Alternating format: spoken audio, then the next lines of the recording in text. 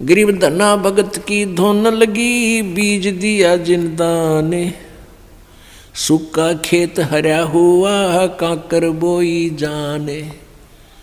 अपने आत्मा परमात्मा से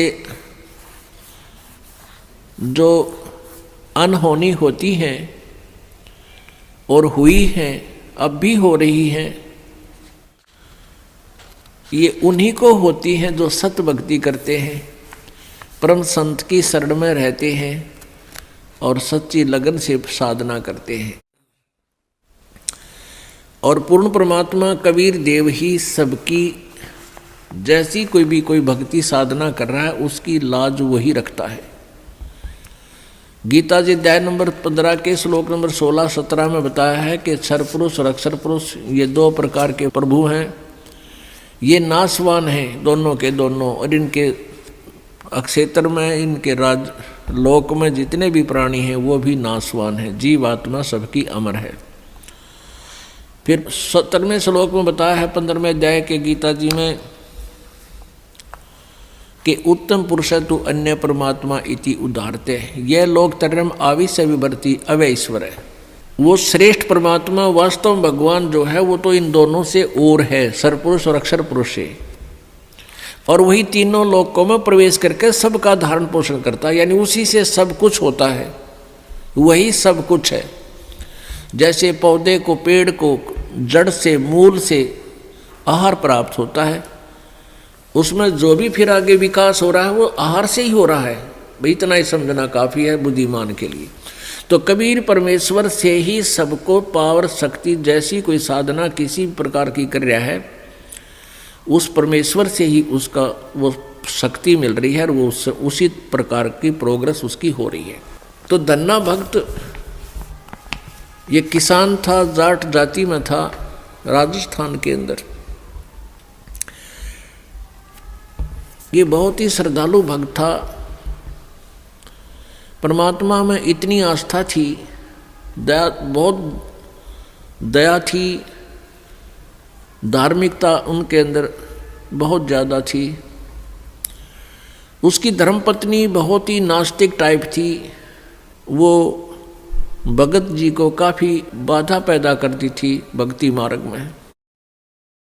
फिर भी भक्त अपनी श्रद्धा और स्वभाव से कभी विचलित नहीं होता था, क्योंकि राजस्थान के अंदर बहुत पहले की बातें हैं, 400 वर्ष पहले, तो वर्षा हो जाती थी तो अन्न होता था, ज्वार बाजरे बोआ करते थे, अन्यथा बहुत ही भूख मरी होती थी, गरीबी बहुत थी, निर्धनता बहुत थी। एक बार वर्षा हुई और धन्ना भगत की बीज बोने के लिए, ज्वार बोने के लिए चल पड़ा। रास्ते में 4 संत भगत आ गए और भगत को देख करके भगत प्रणाम करते हैं, गदगद होते हैं, बैल खड़े कर लिए, वो जो ऊंट था वो खड़ा कर लिया और हाथ जोड़ कर प्रणाम किया, नमस्कार हो संतों को, राम राम कही और कुशल मंगल पूछा भगत ने। तो उन भक्तों ने बताया कि कुशल काहे की है भगत, 4 दिन हो गए रोटी नहीं खा ली, 3-4 दिन हो गए कोई अन्न नहीं मिला, हम ऐसे तीर्थ यात्रा पर जा रहे हैं। अब धन्ना भगत जी ने सोचा 4 दिन हो गए रोटी नहीं खाई, ये मरेंगे, निढाल हो रहे हैं बिल्कुल। कहा ले ये ज्वार खा लो। ज्वार थी, बीज बोन गया था, वह ज्वार रखती, भूखे मरे थे, मार गए गले, फटाफट खा गए सारी ने। अब भगत ने सोचा ज्वार तो खा ली भगतों ने और बीज ना बोया तो पड़ोसी लोग जाके घर में बताएंगे, पड़ोसी किसान, कि आपके खेत में बीज क्यों नहीं बीजा तुमने, और फिर मेरी पत्नी है वो मेरा सिर खावेगी, लड़ाई करेगी। उसने कंकर उठा ली, कहीं से ही कंकर इकट्ठी कर ली खेतों से और वो डाल ली थैले में और जैसे और किसान बीज बीजे थे ऐसे डाला सारे का और उसके ऊपर का हल चला के आ गया। अब कुछ दिनों के बाद क्या हुआ कि अन्य पड़ोसियों के तो ज्वार उगगी और भगत जी के खेत में ये मतीरे तुम्बे, ये मतीरे से मोटे मोटे हुआ कर ये तुम्बे उग गए, जो सीताफल जितने बड़े बड़े हुआ कर तुम्बे। अब एक पड़ोसन ने जाके उसकी पत्नी से कहा, धन्ना भगत की पत्नी से, उससे पूछा कि तुमने ज्वार नहीं बीजी थी क्या? धन्ना भगत की पत्नी ने कहा, क्या मतलब? कि आपके खेत में तो वो तुम्बे मतीरे अपने आप उग गए हैं, वो तो आप उग गया करे, वहाँ बोने नहीं पड़ते राजस्थान के क्षेत्र में। कहने लगे आपने कुछ बीजे नहीं रखा, उसमें तो नरा कुबाड़ जाम गया, वो तुम्बे पैदा हो गए, नर्रे इतने पड़े हैं बिना गिनती के, इसे मोटे मोटे। अब उसने सोचा कि भगत मार गया डंडी दिखे।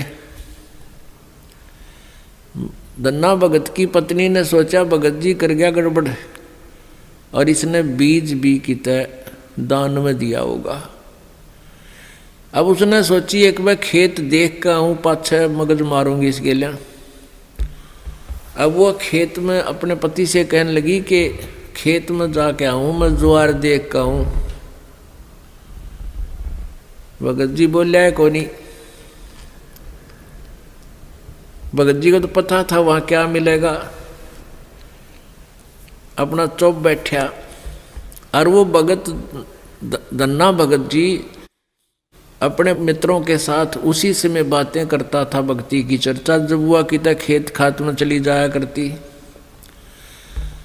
वह खेत में गई, उधर से अपने भक्तों के भगत आगे उड़े बैठे बैठे भगवान की चर्चा कर रहे हैं, आंखों में आंसू आ रहे हैं।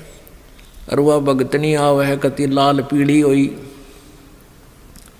है, जान गया भगत आ गई या तो भाई करड़ाई।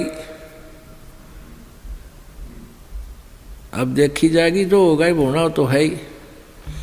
और वह कहकर एक मतीरा तोड़ जाई, तुम्बा इतना बारा मोटा सिर पर धरी नो, अब इसका सिर में मारूंगी। आकर ने बोली भगत जी खेत में बीज ज्वार बो का आया था। भगत जी न्यू कर ली नाड़ तले ने, और उसने नो सिर में मारा। वो मतीरा मारने के उद्देश्य से नो सिर में ठोकन खातिर वो न्यू कर गया थोड़ा सा, वो धरती में लाग के फूट गया। नो बोली बालक तन्ने खाएंगे के उड़े मतीरे उग गए सारे, तो बीज कित फूक आया। तो वो मतीरा जो था वो तुम्बा था, धरती में लाग के फूट गया। फूट गया तो उसमें एक दड़ी यानी 5 किलो लगभग ज्वार निकली। ज्वार अब एक बार तो अब भगत जी की तरफ देखा, वो नौकरे पड़ा था, एक तरफ देखा ज्वार का ना, तुम्बे में तो ज्वार निकल आई। और वो न्यू बार बार देखा है, भगत जी ने भी देखा कि मैं शांत होगी के चक्कर है, उन्हें देखा तो तुम्बे में तो ज्वार निकल रही है। तो भगत ने 100 शुक्र मनाए, परमात्मा करड़ाई टाल दी, या ज्वार ने रोए थी या दड़ी ज्वार आपने दे दी। इतने में फिर अब उसके मन में न्यू आई कि कदे और भी तुम भी ज्वार पाओगी। फिर तो ले कर चद्दर और ले कर मोगरा डंडा बाज ली, वहाँ बिछा ली चद्दर और मतीरा धरा, डंडा मारा, न उठा के फेंक दे, परल दे ही ज्वार निकला। ढेर लग गया उस ज्वार का। और औरा कहते हुआ इतनी खड़ी थी सुक्की, और वर्षा हुई नहीं, उनकी खत्म होगी गांव वालों की।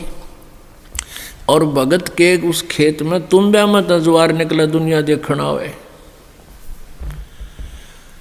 युवा भगतनी एक गठड़ी और ठा के चाल पड़े। जब वह 3-4 गठड़ ले आई, 3-4 अपना जितनी उस खेत में होनी थी उगनी थी, यानी जिसमें निपज होनी थी उपज, उतनी ज्वार जब आ ली, भगत जी ने बोले वो और मत लाइए, अपनी आ चुकी है। और इसको बांट दे सारे गांव में, सबके बालक भूखे हैं। ने बोली क्यों, मैं सारी ले आऊँगी। वह ले आई ठाठा गए, फिर जो भी गिठड़ी लाए वहाँ तक ताबा बोझ मरती, वहाँ खोल ला उसके वो बूमड़ा हो जाए, उसके फूल वो बन जाए छिलका, ज्वार ना रहे। वह एक दो गिठड़ी तो लाई, फिर बैठ गई, अगियो अच्छा चाड़ा हुआ। तब धन्ना भक्त ने कहा भाई बाकी की ज्वार भगवान ने आप सबके लिए दी है और अपने हिसाब की ले जियो जिसने जितनी चाहिए और सबको बांट दे। तो परमात्मा कहते हैं ये मालिक ऐसे ही किया करता है तो हम सच्ची लगन लगावें। परसों एक बहन आई रेवाड़ी साइड की, वह 10-8-9 वर्ष से नाम ले रही थी। उसका पति नाम नहीं ले हुआ था, वो गुटी छुट्टी लावा था। फिर उसने वो तकलीफ होगी, कोई बीमार सिमार हो गया, उसने भी नाम ले लिया। वो नाम लेकर गए थे, वो अकेला वो ले गया था और वह पत्नी उसको दिलाकर नाम लेकर गई थी। वो पहले से लिए हुई थी नाम उसकी पत्नी। वो ना मान्या करता पहले बिल्कुल भी, वो बीमार सिमार सा हो गया, फिर नाम ले लिया। उसके पति ने 1700 रुपये रखे थे, गरीब सा काम, बिल्कुल निर्धन से है। और 15 नोट थे 10-10 के 150 रुपये उन 1700 में। तो उसकी पत्नी को कुछ पैसों की आवश्यकता थी, भगत ने कहा कि वहाँ से उठा ले, 1700 रुपये रखे हैं।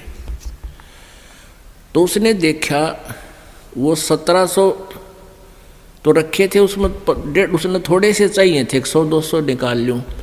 तो उसमें देखा तो 1700 तक होना, वो जो 10-10 के नोट थे वो 1-1 हज़ार के बन गए। वो 15,000 रुपये तो वो 150 रुपया के हो गए, और बाकी वो जो 1700 का जोड़ अलग रह गया, 1450-1500 वह न्यारी। तो वह कहने लगी भगत ने, अकाइयत ने के दिखाऊं, क्या देख के कर दिया परमात्मा ने, हमारे गुरुदेव ने, कबीर परमेश्वर ने के कर दिया कि ये तो घने रुपये हो गए, 15,000 हो गए, ये तू 150 बताओ था तो 1500 है बोला। वो कहने लगा हमारे 15,000 तो मैंने देखे को नहीं है, कई साल हो गए, 15,000 कितना है गया, देख ले के हो गया यूँ। तो भगत ने कहा है कि तुम्हें घने दिन पहले की नाम ले रही है, गुरुजी ने के बारे में आप ही ज़्यादा जानते हो, मन तैयबा नाम लिया है, ये के कर दिया हमारे घर पे, यानी तू ही ज़्यादा जान सकती है आपके भगवान के बारे में। तो पुण्यात्मा हुआ बेबे फिर यहाँ पैसे लेकर आई, पाठ करवाया। ने बोले जी ये वो नोट कति नए कति जानो ये गड्डी में काट के लाए, ऐसे 5 नोट उस बहन ने दिए यहाँ पर। तो पुण्यात्माओं पहले तो एक उदाहरण धन्ना भगत जी का आज तक गुणगान किया जाता है, और यहाँ परमेश्वर कबीर जी की कृपा से, उस परम पिता परम अक्षर ब्रह्म की रजा से, या गिनती नहीं इसे चमत्कारों की।